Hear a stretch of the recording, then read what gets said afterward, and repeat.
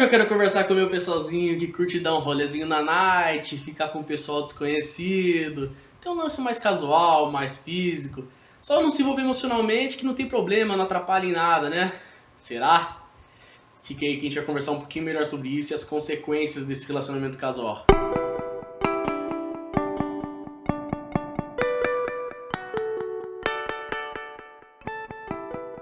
E aí, sábios, bem-vindos a mais um Em Busca da Sabedoria.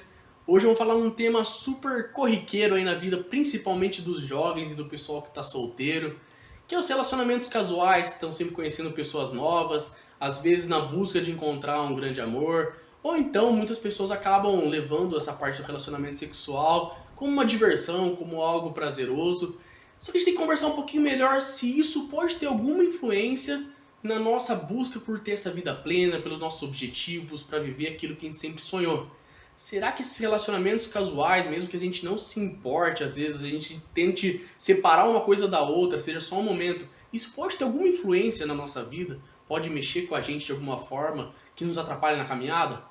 E para isso, como sempre, eu separei primeiramente uma parte mais científica e depois uma parte mais bíblica, estudiosa, para a gente poder refletir um pouquinho sobre o que é falado em relação a isso. E quando eu comecei a pesquisar, eu me deparei principalmente com os estudos de Paul Pearson. São bem legais esses estudos, são bem, se vocês puderem depois dar uma olhada, é bem legal. Foram feitos ainda na década de 90 esses estudos, mas eu não tinha conhecimento. E lá eles começam a falar um pouquinho até sobre o nosso corpo, ser energia, ser onda, ser vibração. Então a gente fala muito sobre isso, que nosso corpo não é simplesmente matéria, mas quando a gente vê de perto muito no nosso corpo é energia, é vibração.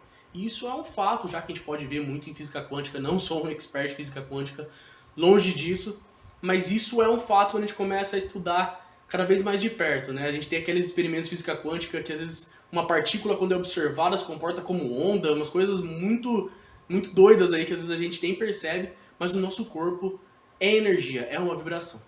E quando ele começou a estudar, ele começou a perceber que talvez o nosso corpo tivesse memória, nossos órgãos tivessem memória dessa energia. Como assim?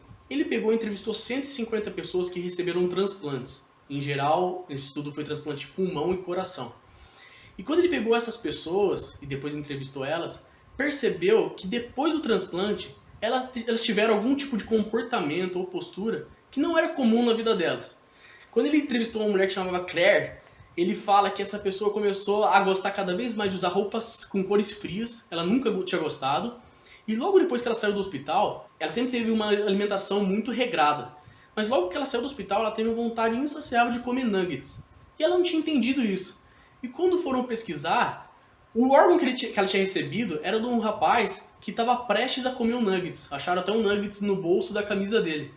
Então, talvez o corpo, o órgão que foi pro corpo dela, tinha essa energia do rapaz, já que tinha falecido fazia um tempo, e foi pro corpo dela e gerou esse impulso nela, de ter vontade de comer nuggets. Tem até uma outra pesquisa também de um menino de 9 anos, que recebeu um transplante, e logo depois que ele recebeu o transplante, ele começou a ter um pavor muito grande de água, uma fobia gigantesca que ele não tinha até aquele momento. E depois foram pesquisar, aquele órgão recebido foi de uma menina que tinha morrido afogada. E isso, Paul Pearson tem vários estudos, vários exemplos de situações desse tipo. Pessoas que mudam algum tipo de comportamento, às vezes, depois de receber algum órgão ou algo do tipo. Porque talvez esteja carregado com essa energia, com essa vibração, que faz com que a pessoa acabe tendo essa vontade, entre no corpo dela e mude um pouco ali até a postura dela. E por que a gente está falando disso? Qual que é a importância disso? Um transplante, do que a gente está falando? Esses estudos continuaram e fizeram estudos até com saliva. E fizeram estudo com umas pessoas que tiraram a saliva, deixaram a saliva num potinho, levaram ela numa sala que conseguia detectar a parte de vibrações, parte elétrica, e deixaram as pessoas assistindo vídeos em outra sala, vídeos que geravam espanto, horror, ou uma felicidade, risadas, que fosse. Gerava emoções nessas pessoas. E quando elas tinham qualquer tipo de reação, os leucócitos que estavam nessa saliva também simultaneamente reagiam. Então elas tinham algum tipo de reação, porque além de ter essa memória do corpo, que já saiu do corpo, ter uma memória da energia, de alguma forma ainda isso está linkado, eles estão ligados. E eles separaram essa saliva até 80 km longe do corpo da pessoa E ainda assim, eles acabavam reagindo quase simultaneamente. Isso é muito doido, muito louco. Quando eu vi isso, eu fiquei muito impressionado como isso pode influenciar, como tem essa carga de energia, tanto de uma pessoa que já faleceu há um bom tempo, ou até às vezes separado do corpo. Isso continua tendo uma energia, uma memória daquele órgão, que acaba influenciando nas pessoas. E daí a gente começa a falar, pô, saliva a gente já lembra de beijo. Quando a gente pensa então, será que quando a gente troca, quando a gente tem um beijo, tem aquela troca de saliva, a gente também não fica com essa carga genética dentro da gente? A gente acaba não ficando com os DNAs, com os leucócitos dessa pessoa? E se essa pessoa tiver vivendo um momento super ruim na vida dela, se é uma pessoa super depressiva, uma pessoa com, não sei, uma pessoa cheia de negatividade, e aqueles leucócitos vão ficar no seu corpo. E talvez eles fiquem reagindo por muito tempo ali dentro do seu corpo, até não sei quando. Pode ser, não sei, não tem nenhum estudo que fala quando isso pode parar de reagir ou parar de ter algum tipo de contato. Vocês podem acabar ficando linkados de certa forma. Então, algum material genético seu vai passar para a pessoa e a pessoa vai passar para você. Então, você já parou para pensar, né, até nas ligações que as pessoas têm, às vezes de ter aquele pressentimento, de sentir que tem alguma coisa errada?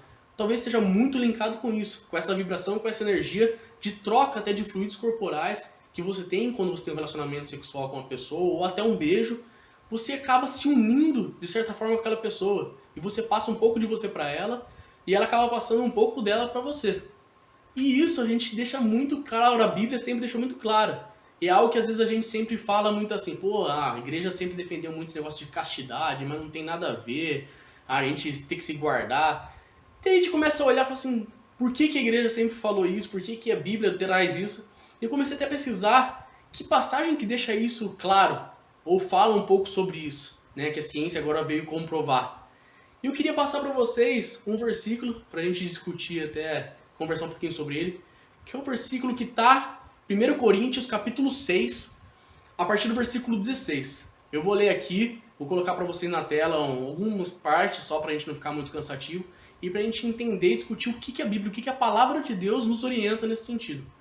E tá lá, vocês não sabem que aquele que se une a uma prostituta é um corpo com ela? Pois, como está escrito, os dois serão uma só carne. Então, a Bíblia aqui em Coríntios deixa bem claro e fala, aquela pessoa que se une, que tem um relacionamento, nesse caso ele fala sobre uma prostituta, acaba se tornando um corpo, uma só carne com ela. É exatamente isso que a gente está vendo no estudo. Tem uma troca de energia, uma troca de DNA que acaba se influenciando. Esses acabam se tornando, de uma certa forma, um só corpo. Porque o que ela reagir a partir daquele momento pode influenciar em você, e o que você reagir pode influenciar nela. Então, já fica muito claro isso aí que é, de fato, verdade. Isso que a Bíblia está trazendo pra gente. Depois vem o versículo 17 e fala, mas aquele que se une ao Senhor é um espírito com ele. Aí também é algo que a gente sempre fala, a gente tá unido a Deus, a gente tá rezando, tá se purificando, tá buscando, tá junto com Deus, porque é ali que tá a sabedoria. A partir do momento que a gente se torna um só corpo com Deus, a gente tem toda a sabedoria, todo o conhecimento, a gente sabe o passo que a gente tem que dar, quem que a gente tem que se unir, quem que a gente tem que se aproximar, quem a gente tem que se afastar. Deus vai nos orientar, Ele vai estar dentro da gente, a gente vai ser um só corpo com Ele. Do mesmo jeito que tem essa ligação com as pessoas que a gente se relaciona aqui fisicamente, aquele que se entrega a Deus também tem uma união e se torna um só corpo com Deus. Continuando, ele diz, fujam da imoralidade sexual. Isso é algo importante, gente. Não é algo que a gente tem que lidar ou encarar. Principalmente aí, pessoal que é mais cristão, é a orientação da Bíblia. Não é tentar encarar, não é tentar, não, vou naquele lugar, mas não tem problema. Ah, vou ficar nessa situação, mas não vou fazer nada. Não, gente, fujam. Evitem ao máximo, porque é algo muito poderoso, algo que pode ter uma influência muito forte na sua vida e é algo difícil de ser domado. Daí ele destaca ainda, todos os outros pecados que alguém comete é fora do corpo que os comete. Mas quem peca sexualmente, peca contra o seu próprio corpo. E depois ali ele termina alguns versículos falando que nós somos o templo do Espírito Santo e que a gente tem que honrar a Deus com o nosso corpo. Principalmente aí o pessoal que é cristão, importante a gente ter essa reflexão, pessoal. Então, a gente começa a perceber, por diversos estudos, pela palavra de Deus, que de fato, quando a gente se relaciona com uma pessoa, tem um contato que seja um beijo, um relacionamento sexual, de fato a gente se une, aquela pessoa acaba trazendo coisas da vida dela pra você e você leva coisas pra vida dela. Essa união a gente não sabe o quanto tempo dura. É muito engraçado porque a Bíblia fala aqui assim de os dois serão uma só carne. E isso a gente só vê quando fala lá em Gênesis, né? Que Deus fala assim, o homem deixará seu pai e sua mãe, se unirá à sua mulher e serão uma só carne, que a gente vê no casamento.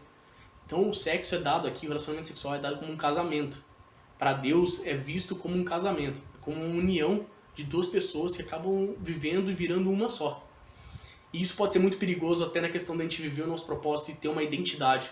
Cada vez que a gente se relaciona com uma pessoa e sai daquilo, e se relaciona de novo com outra pessoa e sai daquilo, a gente vai começando a perder nossa identidade.